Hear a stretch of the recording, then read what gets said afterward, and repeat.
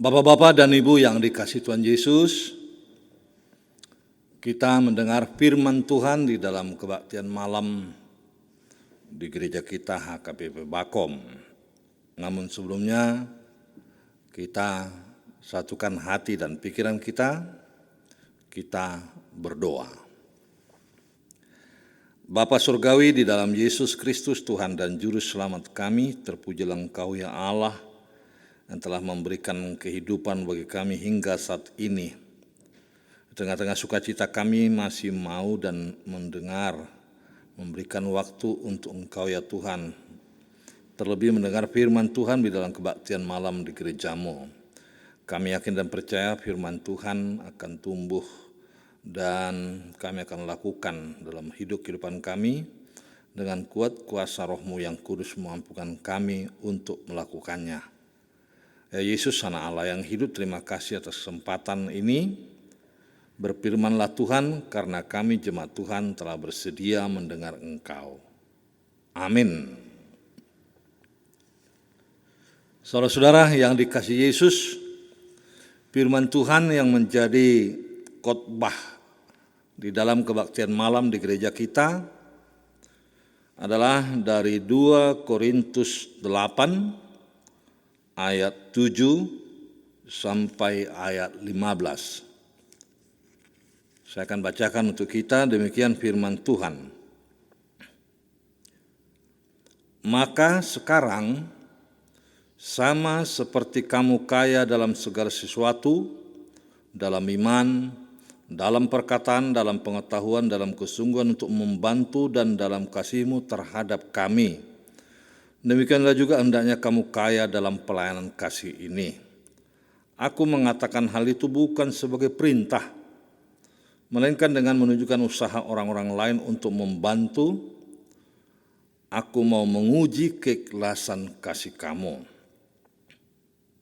Karena kamu telah mengenal kasih karunia Tuhan kita Yesus Kristus, bahwa Ia yang oleh karena kamu menjadi miskin, sekalipun Ia kaya, supaya kamu menjadi kaya oleh karena kemiskinannya.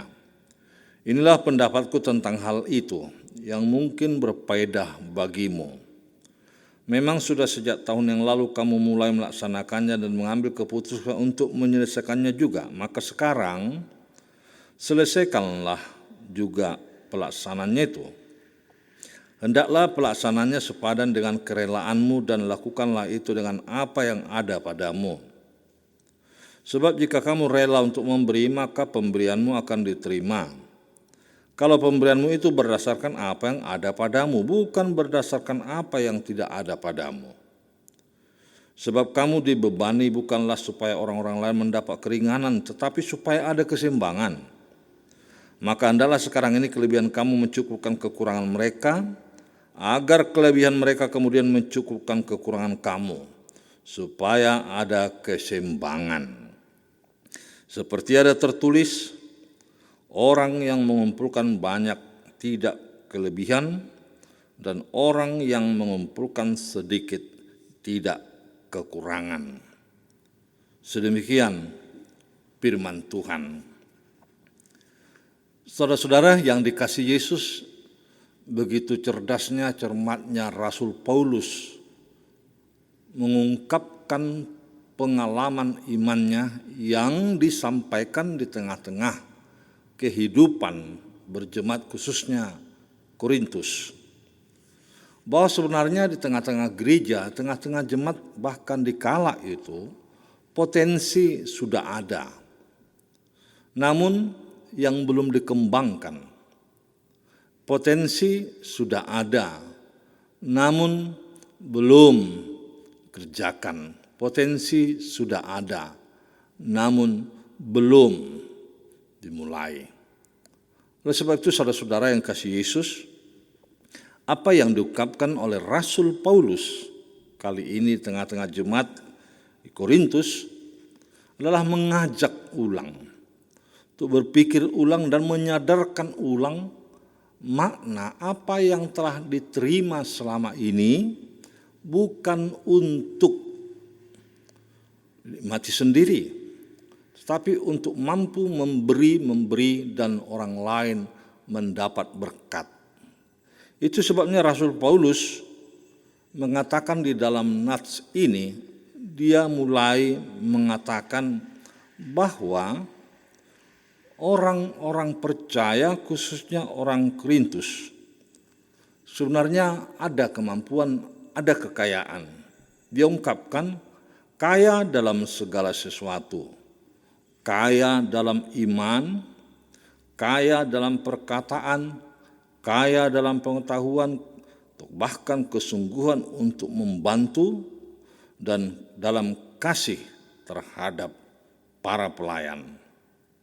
Sehingga dengan dasar atau modal yang ada ini, Paulus mengajak kepada jemaat siapapun, bahkan untuk zaman sekarang ini tengah-tengah gereja, untuk mulai melakukan pelayanan kasih.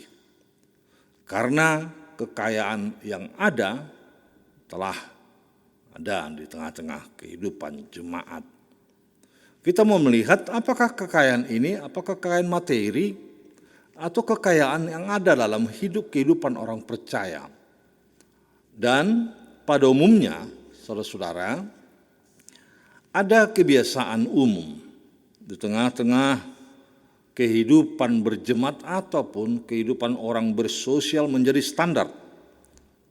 Kalau kita katakan dalam interaksi sosial masyarakat, orang Kristen juga barangkali, bahwa seseorang yang dapat dan mau memberi, terlebih dahulu haruslah dia kaya, sehingga dia mampu memberi dan berbagi. Apakah hal ini benar, saudara-saudara? Ini menjadi tantangan pertanyaan ini bagi kita. Ternyata mitos seperti ini sangat keliru di pemahaman kita orang beriman. Kenapa? Karena hidup yang bersedia berbagi tidak sebanding lurus dengan seberapa besar dan berapa banyak yang kita miliki. Dalam kenyataannya, saudara-saudara yang dikasihi Yesus, begitu banyak orang di dalam tatanan ukuran sosial tidaklah berkelimpahan, namun mampu memberi, dan dia mau memberi di dalam kekurangannya. Justru ada orang begitu kaya, namun begitu kikir, begitu pelitnya untuk mau memberi. Dan jikapun dia mau memberi, saudara-saudara, dia akan berhitung-hitung. Jika suatu waktu kiranya ada imbalan yang didapat, ada nilai yang didapatnya, seberapa besar yang telah diberikan, dan sesuatu waktu nantinya akan dia mendapat imbalan sebesar itu. Saudara-saudara yang dikasihi Yesus, demikian juga tidak sedikit orang yang berlimpah-limpah dalam ukuran sosial ternyata tidak pernah merasa cukup. Dan karenanya dia tidak pernah mampu dan tidak mau memberi dan tidak mau berbagi. Kita mengingat di dalam sejarah pengalaman dan tokoh-tokoh terkenal di dunia ini, seperti Ibu Teresa misalnya. Dia pernah berkata begini, yang penting bukanlah berapa banyak kita memberi, namun berapa banyak cinta kita yang kita bubuhkan lewat pemberian kita. Ini dikatakan Ibu Teresa. Atau ada seorang yang bernama Ami Carmichael yang berkata, engkau dapat memberi tanpa mencintai, namun engkau tidak dapat mencintai tanpa memberi. Wah, betapa dalamnya pemahaman seperti ini. Bukan diukur seberapa banyak kita boleh memberi, namun bagaimana cinta kita yang tulus sehingga itu mendorong kita boleh dan mau memberi.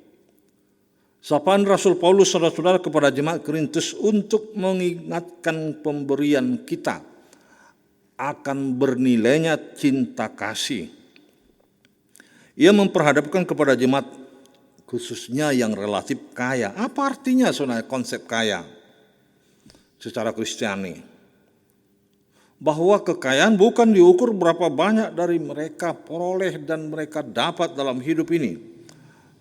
Itu sebenarnya konsepsi kekayaan, tapi berapa banyak dia mau memberi dan mampu berbagi.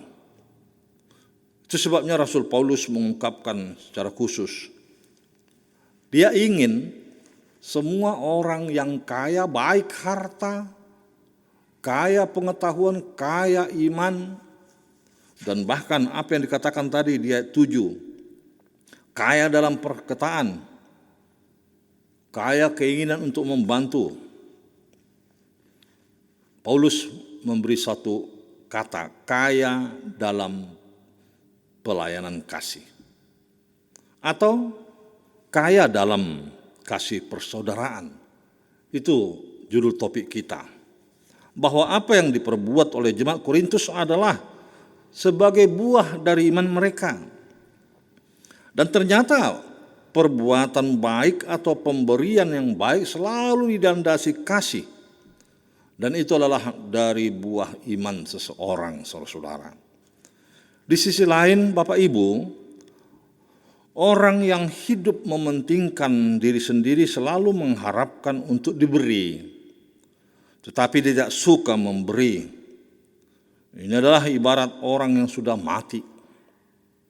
Bila kita hanya suka dan mau menerima dan mau mengambil, tetapi tidak pernah mau memberi, lama-kelamaan hidup kita ini, saudara-saudara, akan berbau busuk. Hidup kita ini akan masam, egois, dan tidak menyenangkan. Dan kehidupan seseorang seperti itu selalu berpikiran negatif terhadap orang lain. Sebab itu saudara-saudara yang kasih Yesus, jemaat Tuhan, orang yang diberkati adalah orang yang menyebar dan menabur hartanya. Pemberian yang terbaik bagi pelayanan dan pembangunan jemaat adalah pemberian yang dilandasi keterbukaan tanpa paksaan. Tuhan tidak melihat besar kecilnya persembahan atau pemberian. Namun Tuhan akan melihat motivasi ketulusan hati kita di dalam memberi, saudara-saudara. Jangan pernah berhitung-hitung dengan Tuhan. Apalagi menahan berkat yang seharusnya kita sebar, kita bagi atau kita berikan kepada orang yang berhak menerimanya. Ketika kita memberi dengan kasih, saudara-saudara, maka kita akan memperoleh kelimpahan anugerah dari Allah. Ingat itu. Sebagaimana firman Tuhan dalam surat Rasul Paulus teks kita ini, bahwa Paulus mengajak orang Korintus untuk turut serta ambil bagian di dalam membantu apa kekurangan jemaat di Yerusalem di kala itu. Bahwa maksud Paulus bukan ada spesifikasi khususnya orang Yahudi saja, tidak. Tetapi orang non-Yahudi juga perlu dibantu yang ada di Yerusalem. Ini menunjukkan suatu kesatuan yang tidak bisa dipisahkan. Bahwa arahan Rasul Paulus agar orang Korintus mau memberi, mau membantu jemaat yang ada di Yerusalem tadinya. Bukan maksud Paulus agar mereka memberi tidaklah berkelebihan, namun secukupnya, semampunya. Artinya semampu jemaat dan bukan karena paksaan. Itu semua, saudara-saudara, adalah bukti bagaimana jemaat merasakan kasih persaudaraan bukan hanya yang ada di dekatnya, tetapi juga orang-orang yang jauh dari dia. Dan tidak pilih kasih, saudara-saudara. Tapi orang Korintus diajak untuk turut seperasaan dan sependeritaan. Ternyata maksud orang Korintus untuk membantu itu sudah ada dulunya, namun belum diwujudkan, belum terlaksana. Oleh sebab itu, saudara-saudara yang dikasihi Yesus, adakah keinginan kita untuk ingin berbuat sebagai bukti iman kita? Rasul Paulus pernah berkata di dalam suratnya di Galatia 6 ayat 2, dia berkata, bertolong-tolonganlah menanggung bebanmu. Demikianlah kamu memenuhi hukum Kristus. bahwa mereka-mereka yang kaya dalam iman juga, itulah yang sebenarnya mampu tergerak membantu sesama di dalam kasih persaudaraan. Jika tidak ada roh kemurahan, jika tidak ada roh ingin membantu dalam arti kesungguhan hati, maka ingatlah saudara-saudara, kita tidak akan pernah terbuka hati untuk membantu. Atau ada unsur lain barangkali di hati seseorang membuat dia tidak mau membantu, barangkali sakit hati, sehingga dia tidak ambil peduli lagi. Ini pun salah saudara-saudara. Berarti dia membantu melihat orangnya. Jangan. Bantulah, berikanlah sebagai ungkapan syukur rasa tanggung jawab imanmu kepada Tuhan. Janganlah karena ini itu kamu menahan berkat saudara-saudara. Jangan karena itu kita tidak mau memberi dan membantu. Ini janggal saudara-saudara, karena banyak orang yang merasa dirinya sudah punya, sudah mampu, tetapi tidak mempunyai roh pelayanan kasih. Rasa persaudaraan pun semakin menipis. Hati-hati di masa pandemik ini. Tapi justru di masa pandemi COVID belakangan ini kita semakin digugah untuk turut serta ambil bagian. Membantu dan memberi dari apa yang ada pada kita, bukan terpaksa. Karena orang lain juga membutuhkan pertolongan saudara. Jangan tahan berkat Tuhan, saudara. Ayat 14 telah dikatakan tadinya, supaya semua itu yang ada ingin membantu, terbuka, menolong orang lain yang berkekurangan. Kita lihat supaya ada roh keseimbangan. Jadilah anak-anak Tuhan yang mau memberi. Roh jemaat untuk saling membantu, bukan saling membiarkan. Janganlah ada gereja yang begitu kaya, dan jangan ada pula ada gereja yang begitu miskin. Itu sebabnya perlu keseimbangan. Saudara-saudara yang kasih Yesus, firman Tuhan kali ini mengajak kita untuk merenung. Apakah arti pemberian yang kita terima dari Tuhan Allah? Sehingga kita tergerak rasa persaudaraan yang didorong oleh kasih. Kalau kita ukur dengan bahasa Yunani adalah kasih persaudaraan, hubungan persahabatan ini kasih yang filia. Mendorong kita mau dan rela turut ambil bagian di dalam membantu kekurangan orang lain. Sehingga kita yang kaya atau miskin pun di dalam arti tanda kutip materi, namun tergerak apa yang bisa kita perbuat, kita lakukan. Saudara-saudara yang kasih Yesus, yang kedua, ingatlah pemberian yang saudara terima itu adalah dari Tuhan. Sebagaimana nyanyian di pelean kita setiap minggu, Nasa nani lehomi, ido usatokumusya. Saudara-saudara yang dikasih Yesus, itu artinya kita mau boleh menolong memberi orang lain karena kita telah diberikan oleh Tuhan untuk berbagi berkat yang kita terima. Ini yang berharga di mata Tuhan, ini yang berharga di mata saudara-saudara kita, supaya kita juga boleh merasakan dan boleh berbagian di dalam pelayanan kasih, di dalam kasih persaudaraan ini. Tuhan pasti akan lihat bahwa saudara telah terberkati, diberkati menjadi berkat Tuhan beserta saudara. Amin, kita berdoa. Bapa di surga, terima kasih Yesus atas firman-Mu yang begitu menggugah hati pikiran kami untuk boleh melihat kebutuhan orang lain, dalam arti kami boleh memberi dari apa yang ada pada kami di dalam kasih persaudaraan tanpa melihat orangnya, tetapi ungkapan didorong roh kasih kami boleh membantu. Sebagaimana Paulus mengajak orang Korintus untuk boleh membantu saudara-saudara yang berkekurangan di Yerusalem di kala itu. Padahal mereka telah ada tetapkan itu, namun belum kesampaian. Sedemikian juga barangkali kami kini dan di sini untuk turut ambil bagian di masa-masa kesulitan saudara-saudara kami. Atau bahkan boleh memberi kepada gerejamu tanpa menahan-nahan berkat yang ada pada kami. Bukan hanya kepada gerejamu Tuhan, tetapi juga kepada jemaat yang membutuhkan. Tuhan Yesus yang baik, terima kasih atas firman-Mu menggugah kami untuk terjadi keseimbangan dalam hidup kami. Sehingga bukan berarti tidak perlu kaya. Itu sangat berarti untuk membantu orang lain. Tetapi Tuhan juga tidak menginginkan kami tetap miskin. Kami boleh bangkit bersama-sama, bergerak, dan boleh memberi yang terbaik pada orang lain. Berkati firman-Mu, berkati jemaat Tuhan yang mendengarkan, berkati gerejamu, KPP Bakom, yang kami masih mengadakan kebaktian secara daring ini. Tuhan Yesus, kami mohon anugerah Tuhan, tolonglah saudara-saudara kami yang ada menderita, yang sakit khususnya karena persebaran COVID-19 yang semakin menjadi-jadi ini.